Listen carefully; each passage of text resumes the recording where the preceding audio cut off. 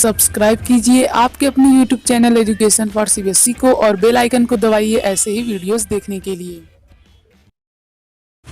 अब प्यारे बच्चों, हम लोग बात करने वाले हैं कैरेक्टरिस्टिक्स ऑफ साउंड। यानी कि अब तक तो हमने क्या देखा, एम्पलीट्यूड देख लिया, टाइम पीरियड देख लिया, फ्रीक्वेंसी देख लिया। हाँ, थोड़ा कठिन तो था पर कोई बात नहीं, ये बहुत इंपॉर्टेंट था और उसमें मैंने काफ़ी टाइम भी दिया था। अब हम लोग बात करेंगे कैरेक्टरिस्टिक ऑफ साउंड, यानी कि साउंड की क्या क्या खासियत है। दो खासियत, पहली खासियत लाउडनेस, दूसरी खासियत पिच। क्या? लाउडनेस और पिच। लाउडनेस क्या होती है? ये वो कैरेक्टरिस्टिक होती है जो हमें बताती है कि कितना तेज कोई चिल्ला रहा है। ठीक, जैसे कि कितनी तेज साउंड है, उसी को हम लोग क्या कहते हैं, उसी को हम लोग कहते हैं लाउडनेस। ठीक, जैसे कि मान लीजिए एक शेर है, वो यदि दहाड़ रहा है तो पूरा जंगल जान जाता है, तो उसकी लाउडनेस क्या होगी प्यारे बच्चों? बहुत ज़्यादा होगी। एक मच्छर है, वो बोला है, मान लीजिए भिन्न भिन्न कर रहा है, मतलब मच्छर जो है उसकी जो भी आवाज़ हो, तो उसकी आवाज़ बहुत कम है, वो शायद ही उसके बगल वाले को सुनाई दे। ठीक, तो इस तरह से इसका लाउडनेस क्या हो गया? बहुत कम। इसका लाउडनेस, शेर का लाउडनेस कैसा हो गया? बहुत ज़्यादा। तो इस तरह से हम लोग लाउडनेस को अलग, मतलब कि ये साउंड की कैरेक्टरिस्टिक है। समझ में आया? अब हम लोग बात करते हैं पिच की। तो पिच जो होता है ये क्या होता है, बहुत ही ध्यान सुनिएगा।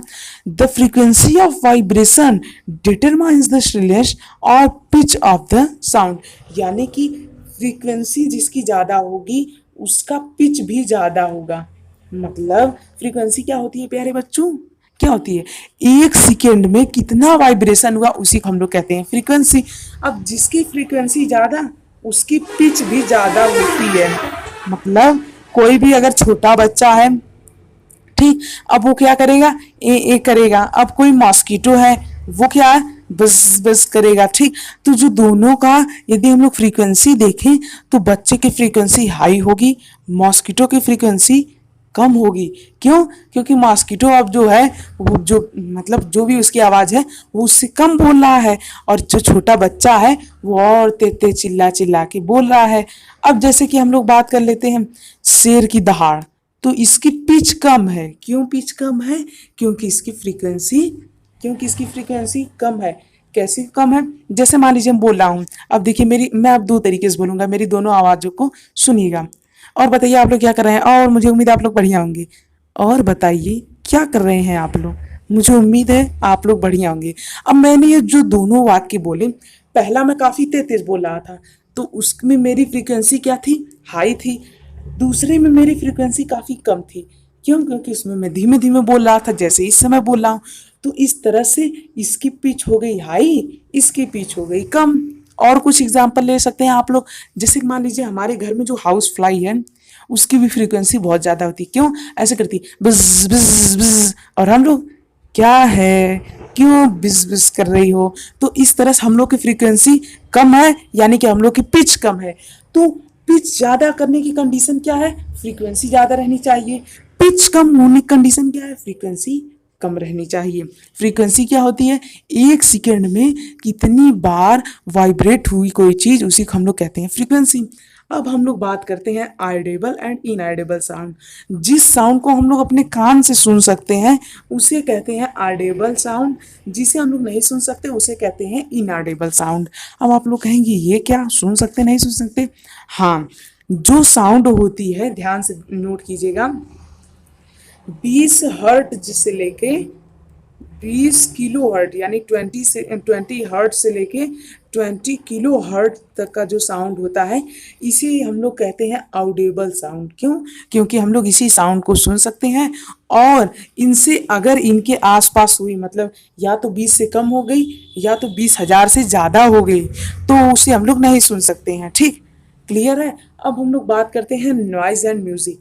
तो अब हम लोग जानते हैं कि जब अनइवन तरीके से साउंड आए उसे हम लोग कहते हैं नॉइज। जैसे कि मान लीजिए अभी कोई सुरीली राग में गाना गा रहा हो, हा हा, और कोई वहीं बोल रहा है ओ हा, ऐसे ऐसे मान लीजिए कोई अनइवन सी साउंड आ रही है, तो उस केस में ये क्या हो जाएगा? नॉइज हो जाएगा। पर यदि साउंड जो है वो आपको सुनने में बहुत अच्छी लग रही है, बहुत ही मधुर लग रही है, तो उसे हम लोग क्या कहते हैं? म्यूजिक कहते हैं। तो नॉइज और म्यूजिक में अंतर समझ में आया? नॉइज वो होता है जो आपके कानों को बहुत अच्छा लगता है, म्यूजिक वो होता है जो कि बहुत अनइवन सा लगता है। हाँ, उल्टा बोल दिया क्या? नॉइज जो हमारे कान को अनइवन लगे, म्यूजिक जो हमारे कान को बहुत अच्छा लगे। ठीक, अब बात करते हैं नॉइज पोल्यूशन। देखिए, जो नॉइज पोल्यूशन होता है प्यारे बच्चों, ये हमें बहुत ज़्यादा नुकसान करता है। क्यों नुकसान करता है, पहले जान लेते हैं होता कैसे है। रोड ट्रैफिक और जो एयरप्लेन उड़ते हैं, रेलवे जो ट्रेन्स चलती हैं, इंडस्ट्रीज, फैक्ट्रीज, बिल्डिंग्स में हो रहे काम, तो ये सब क्या करते हैं, ये सब कहीं ना कहीं नॉइज़ बहुत ही ज़्यादा प्रोड्यूस करते हैं। इससे नॉइज़ पोल्यूशन होता है। नॉइज़ पोल्यूशन से क्या होता है, ब्लड प्रेशर हाई हो सकता है, फटीग हो सकता है, डीफनेस हो सकता है। तो इस प्रकार का, और कंसंट्रेशन की कमी हो सकती है। जैसे मान लीजिए हम पढ़ाई कर रहा हूँ, अब कोई आके मेरे पीछे बाजा बजा रहा है, तो क्या हम पढ़ाई कर पाऊंगा? कभी नहीं कर पाऊंगा। तो इस तरह से नॉइस पोल्यूशन कहीं ना कहीं बहुत ही ज़्यादा क्या करता है प्यारे बच्चों, हमें नुकसान पहुंचाता है। और इसका उपाय क्या है, इसका उपाय भी बहुत सारा है। जैसे कि इन सभी कामों को हमें नहीं करना चाहिए, गाड़ी में ज़्यादा हॉर्न नहीं बजाना चाहिए। तो ये सब क्या है, इसके उपाय हैं। सो यदि आप लोग यहाँ तक आ चुके हैं प्यारे बच्चों, तो प्लीज़ प्लीज़ प्लीज़ प्यारे बच्चों हमारे चैनल को सब्सक्राइब कर दीजिए। ये बहुत ही ज़रूरी है प्यारे बच्चों, प्लीज़ हमारे चैनल को सब्सक्राइब कर दीजिए। बिना सब्सक्राइब किए जाया मत कीजिए। और यदि हो सके तो वीडियो को लाइक भी कर दीजिएगा। और हमारे चैनल पर विजिट करना बिल्कुल मत भूलिए, क्योंकि ये बहुत ही ज़्यादा इंपॉर्टेंट है। सब्सक्राइब तो कर ही लीजिए और चैनल पर जरूर से विजिट कीजिए ऐसे ही वीडियोज़ को देखने के लिए। सो थैंक यू, जय हिंद, जय भारत। मिलते हैं अगले वीडियो में।